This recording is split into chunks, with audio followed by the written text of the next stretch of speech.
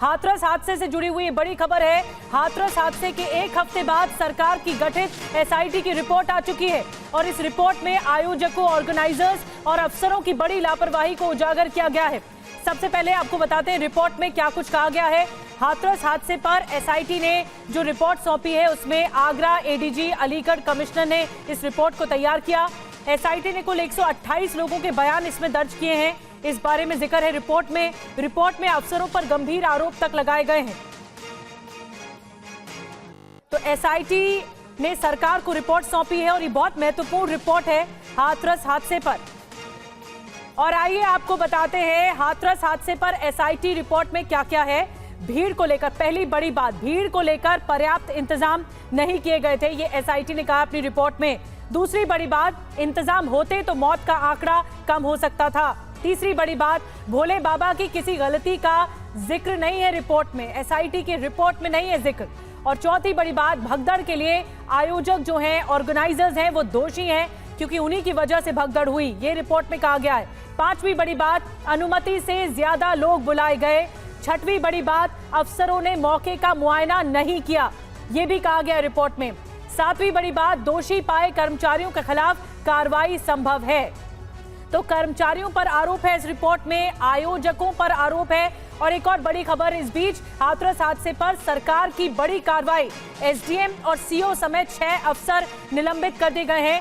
बड़ा एक्शन दिखाया सरकार ने, सिकंदरा राव के एसडीएम और सीओ निलंबित कर दिए गए हैं। एसआईटी की रिपोर्ट के आधार पर यूपी सरकार का यह एक्शन देखने को मिला है। और एसआईटी रिपोर्ट के आधार पर 6 अफसर निलंबित किए गए हैं, लेकिन इस रिपोर्ट में बाबा की किसी गलती का जिक्र नहीं है। सबसे चौंकाती ये बात, पहले एफआईआर में भी बाबा का नाम नहीं था, अब जांच रिपोर्ट में भी बाबा का नाम नहीं है। सवाल ये है कि क्या बाबा को बचाने की कोई कोशिश हो रही है? सवाल ये भी है कि 121 लोगों की मौत का जिम्मेदार कौन है? तो देखिए, सबसे चौंकाती है ये बात कि बाबा का जिक्र तक नहीं है एसआईटी रिपोर्ट में। जो इल्जाम लगाया गया, आरोप लगाया गया एसआईटी रिपोर्ट में, उसमें ऑर्गेनाइजर्स के खिलाफ सख्त कार्रवाई की बात कही गई है। इसके अलावा जो कर्मचारी है वो भी इस पूरे मामले पर आरोपी है, ये एसआईटी में कहा गया है, लेकिन बाबा का नाम नहीं है। लेकिन बड़ी कार्रवाई यूपी सरकार ने की है। इस पूरे मामले पर निलंबित किए गए हैं, एसडीएम और सीओ समेत 6 अफसर निलंबित किए गए हैं। और हमारे साथ पंकज झा, रोविंग एडिटर, जुड़ चुके हैं, उनसे ज्यादा जानकारी लेते हैं। पंकज, एक तरफ सरकार का एक्शन है तो दूसरी तरफ एसआईटी रिपोर्ट भी सरकार को सौंपी गई। देखिए, इसमें पूरी घटना में जो एसआईटी रिपोर्ट, जो कि 2 सीनियर अफसरों के, एक आईपीएस अधिकारी और एक आईएएस अधिकारी की रिपोर्ट थी, आज वो मुख्यमंत्री के सामने आज सवेरे पेश की गई। उस रिपोर्ट के आधार पर कार्रवाई जो हुई है, उसमें जो एसडीएम जिसने परमिशन दी थी हाथरस मामले में, उनको, और साथ ही जो इलाके के सीओ हैं, जो डीएसपी रैंक के अधिकारी होते हैं, तहसीलदार होते हैं, जो चौकी इंचार्ज था, थाना प्रभारी था, ऐसे 6 अधिकारियों को निलंबित किया गया है। लेकिन सबसे बड़ा सवाल ये है कि अगर इस रिपोर्ट को देखें तो इस मामले में जो जिले के डीएम हैं, जो आशीष कुमार हैं, या फिर एसपी हैं निपुण अग्रवाल हैं, उनके रोल पर सवाल नहीं उठाया गया, उनको एक तरीके से क्लीन चिट दे दी गई। दूसरी बात, जिस बाबा को लेकर इतनी बड़ी घटना हुई, इतने लोगों की जान चली गई, उसके मामले में अभी भी कुछ नहीं कहा गया है, उसके खिलाफ अभी तक एफआईआर भी नहीं हुई है। दूसरी तरफ अगर रिपोर्ट को देखें तो बार बार इस बात का जिक्र किया जा रहा है कि साजिश की संभावना से इनकार नहीं किया जा सकता। अब सवाल ये है कि साजिश है अगर, तो अभी तक की जो जांच हुई है या अभी तक जो एफआईआर हुई है, उसमें ऐसा कोई साजिश करता तो दिख नहीं रहा, ना कहीं से कोई ऐसी बात आई है। तो क्या अगर इस तरह की चीज़ें हैं तो वो कौन हो सकता है? तो इस रिपोर्ट के आधार पर देखें तो बहुत सारी चीज़ें हैं जिस पर सवाल उठते हैं। बिल्कुल बड़ी बात कह रहे हैं पंकज, बहुत बहुत धन्यवाद आपका। नजर बना के रखिए, सरकार का एक्शन है, लेकिन सबसे बात जो चौंकाती है, एसआईटी रिपोर्ट में बाबा का नाम तक नहीं है, पहले एफआईआर में भी नाम नहीं था। जी आपको बता दें कि कठुआ आतंकी हमले को लेकर बड़ा दावा किया जा रहा है। लश्कर के संगठन कश्मीर टाइगर्स ने हमले की जिम्मेदारी ली है, बड़ी बात इसमें निकल कर आई है। डोडा में मारे गए 3 मुजाहिदीन का बदला आतंकियों ने लिया है, ये जो कश्मीर टाइगर्स की बात कही जा रही है। जल्द ही और हमले किए जाएंगे, ये भी चेतावनी और धमकी दी गई है कश्मीर टाइगर्स की ओर से। कश्मीर की आजादी तक लड़ाई चलेगी, ये कहा गया है। तो जो डोडा में 3 मुजाहिदीन आतंकियों को ढेर किया था सुरक्षा बलों ने, उसका बदला लिया है कश्मीर टाइगर्स ने। और कठुआ हमले की पल पल की जानकारी TV9 भारतवर्ष आप तक पहुंचा रहा है। TV9 भारतवर्ष संवाददाता अंकित भट्ट ग्राउंड रिपोर्ट से हर रिपोर्ट आप तक पहुंचा रहे हैं। उन्होंने उस गाड़ी से एक्सक्लूसिव रिपोर्ट हमें भेजी है जो जहां पर हमला हुआ, जिस गाड़ी पर अटैक हुआ। आपको ये रिपोर्ट दिखाते हैं। इस समय मैं मौजूद हूं उसी इलाके में जहां पे आतंकियों की तरफ से भारतीय सेना के वाहन पर फायरिंग की गई। पहले आप इलाका देखिए किस तरीके का ये इलाका है, घने जंगल का इलाका है, नाला यहां पर गुजरता है और ऐसे में सेना के जब वाहन यहां से गुजर रहे थे उसी बीच में आतंकियों की तरफ से जो फायरिंग है वो यहां पर इन दो वाहनों पर की जाती है। सबसे पहले आप वाहन पर गोलियों के निशान देखिए। ड्राइवर साइड पे एक यहाँ पर दो निशान जो है वो हमें साफ तौर पे देखने को मिल रहे हैं और उसी के साथ जो टायर है वो पूरी तरीके से यहाँ पर पंचर किए जाते हैं।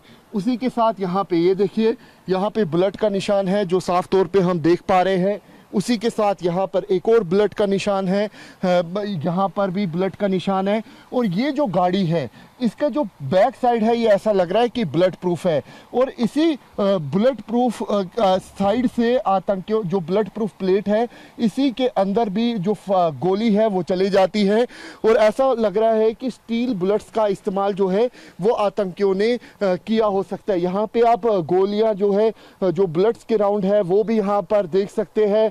कुछ राउंड्स अंदर जो है वो बिखरे पड़े हुए हैं और उसी के साथ साथ साइड में भी यहाँ पर जो ये स्टील बुलेट जैसा है ये जो प्लेट लगाई गई है वाहन पर, यहाँ पे भी बुलेट के निशान साफ तौर पे देखने को मिल रहे हैं। ये भी आशंका जताई जा रही है कि शायद हो सकता है कि आतंकियों ने इस इलाके में सबसे पहले रेकी की हो और उसके बाद इस आतंकी हमले को अंजाम दिया हो। उसे आप देखिए कि टायर जो है वो पूरी तरीके से पंचर है। अब हम आपको तस्वीरों में दिखाने की कोशिश करेंगे कि ये पूरा इलाका किस तरीके का है।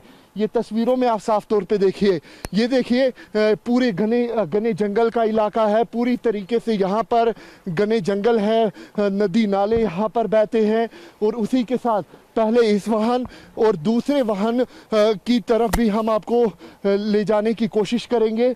लेकिन और यहाँ पर आपको बता दें कि कुल मिला के दो वाहनों पर आतंकियों ने फायरिंग की। हालांकि सेना ने भी जवाबी कार्रवाई दी जिसके बाद आतंकी भाग जाते हैं इस इलाके से। ये देखिए नदी नाले यहाँ से बहते हैं, घने जंगल का इलाका है। तो कुल मिला के सोच समझ के ऐसा लग रहा है कि रणनीति बनाकर आतंकियों ने यहाँ पर जो फायरिंग है वो यहाँ पर की थी। ये देखिए यहाँ पर आपको सिर्फ और सिर्फ जो निशान है वो यहाँ पर त्रिपाल पे गोलियों के दिखेंगे। तो आप अंदाज़ा लगाइए कि किस तरीके से आतंकियों ने इस आतंकी हमले को अंजाम दिया था। ये देखिए यहाँ पर गोलियों के निशान हैं। फ्रंट पर भी आतंकियों की तरफ से 1 2 3 4 5 6 अंकित भट्ट जानकारी दे रहे थे इस रिपोर्ट में जो सबूत सामने आए हैं सेना के काफिले पर जो अटैक हुआ, ये किस तरह से अटैक हुआ और ये सबूत सामने आए हैं उसी गाड़ी को दिखा रहे थे अंकित भट्ट। और कठुआ हमले को लेकर एक और बड़ी खबर मिल रही है। 3 आतंकियों ने हमले को अंजाम दिया। अत्याधुनिक हथियारों से लैस थे ये आतंकी। एक स्थानीय गाइड ने ये जानकारी आई है कि एक स्थानीय गाइड ने आतंकियों की मदद की है। सीमा पार से आए थे तीनों आतंकी।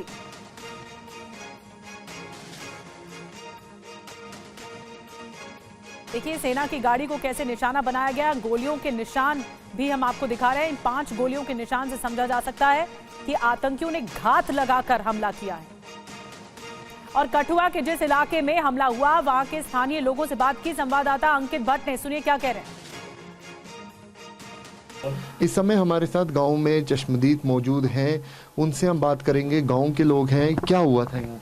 सर कल फायरिंग हो रही थी इधर और हम अपने घर में थे और फायरिंग की आवाज सुनी तो हम बाहर निकले तो दोनों तरफ से फायरिंग हो रही थी। आपने देखा फायर? हाँ फायर देखा हमने, दोनों तरफ से फायर हो रहे थे। 2 आतंकवादी भी देखे हमने। अच्छा। वो वापस जा रहे थे तभी फिर सेना ने फायर किया? फिर सेना ने फायर किया लेकिन इधर फायर कम हो रहा था। पुलिस भी आई उस समय? पुलिस भी आ गई फिर उस टाइम। फिर हमें तो बाहर जाना नहीं देते। कितना डर लगा? डर तो बहुत लगा, अभी भी डर लग रहा है। क्या पता कभी आ जाएंगे। पहले कभी हुआ था इस इलाके में? कभी नहीं हुआ, पहली बार देखा हमने। पहली बार ऐसा देखा? हाँ जी पहली बार देखा हमने। क्या वो मंजर था? पता नहीं सर, अभी कोई पता ही नहीं चला ऐसे वो। आप कहाँ थे? मैं अपने घर में थी सर। घर पे थे हाँ, घर जब में। आवाजें आई? हाँ, जब आवाज़ आई तो मैं कपड़े सिल रही थी, मैं अंदर थी और आवाज़ आई तो मैं बाहर निकली। फिर डर के अंदर चले? डर, मेरा बच्चा था एक। तो स्थानीय निवासियों को आपने सुना। और कठुआ में कायराना हमला करने वाले आतंकी छिपे हुए हैं, उनकी तलाश में सेना लगातार जुटी है। ग्राउंड जीरो से TV9 रिपोर्टर अंकित भट्ट की एक और रिपोर्ट आपको दिखाते हैं। पूरे इलाके में कॉर्डिनेट सर्च ऑपरेशन चला रहे हैं ताकि जल्द से जल्द उन आतंकियों की धरपकड़ की जा सके जिन्होंने इस कायराना हरकत को अंजाम दिया है। आप तस्वीरों में देखिए कि किस तरीके का इलाका था और ये वही इलाका है जहां पर आतंकियों की तरफ से इस कायराना हरकत को अंजाम दिया है। लगातार सुरक्षा बल, जम्मू कश्मीर पुलिस ये प्रयास कर रही है कि किसी भी तरीके से उन आतंकियों को न्यूट्रलाइज किया जा सके जिन्होंने इस आतंकी हमले को अंजाम दिया है। आप इलाके की तरफ देखिए कि तो कितना ज्यादा डेंस फॉरेस्ट है और सुरक्षा बल जो है वो लगातार इन्हीं जंगलों के अंदर कोऑर्डिनेट सर्च ऑपरेशन चला रहे हैं ताकि उन पाकिस्तानी आतंकियों तक पहुंचा जा सके, उन पाकिस्तानी आतंकियों को ट्रैक किया जा सके जिन्होंने इस कायराना हरकत को अंजाम दिया है। वहीं आपको बता दें कि जम्मू कश्मीर पुलिस और सेना के जो टॉप ऑफिशियल्स हैं वो इस वक्त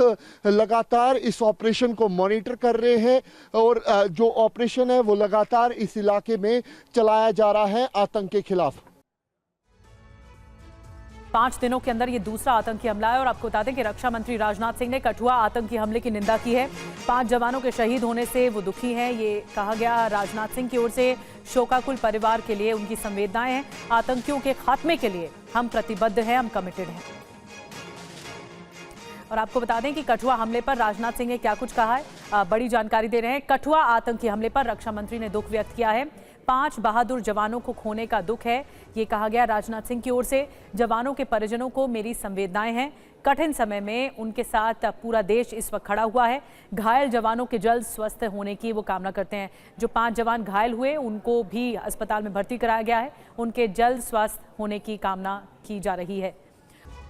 एक और बड़ी खबर आपको बता दें, कठुआ में आतंकियों की तलाश अब जारी है। तेज कर दी गई है, सर्च ऑपरेशन तेज कर दिया गया है। हेलीकॉप्टर से आतंकियों की तलाश की जा रही है। देखिए तस्वीरें, सेना और जम्मू कश्मीर पुलिस का ये सर्च ऑपरेशन, जॉइंट ऑपरेशन चल रहा है। और अब किसी भी तरह से इन आतंकियों को पकड़ने की पूरी कोशिश चल रही है। इस ऑपरेशन को अंजाम दिया जा रहा है। और कठुआ हमले को लेकर फारूक अब्दुल्ला और संजय राउत ने सरकार पर निशाना साधा है। राजनीतिक प्रतिक्रिया सामने आ रही है, आपको सुनाते हैं दोनों नेताओं के बयान क्या है। अगर वो मुल्क जो इनको भेज रहा है, हमारा पड़ोसी, और ये समझता है कि इससे वो यहाँ की तब्दीली लाएगा, वो नहीं होगा, ये फेल हो जाएंगे। बल्कि इससे तो मुझे डर ये है कि कहीं हमारे लोगों का वो लावा इतना बढ़ जाए कि हम लोगों को लड़ाई पे आने पड़ा। उनको ये देखना चाहिए पहले ही वो बर्बाद हो गए हैं और लड़ाई दोनों मुल्कों के लिए तबाही ही लाएगा, कुछ और नहीं लाएगा। तो इसको बंद करें, मेहरबानी करके इस टेररिज्म को बंद करें। आए दिन लोगों की हत्या होती है, जवानों का बलिदान होता है, फिर आप उनको मेडल्स, शौर्य चक्र, कीर्ति चक्र देते हैं। ये आपकी नाकामी है कि हमारे जवान शहीद हो रहे हैं। ये जिम्मेदारी जो है ये सरकार की है कि आपके होते हुए 56 इंच का सीना वाले आप होते हुए हमारे जवान 5-5, 10-10 जवान शहीद होते हैं दर दिन।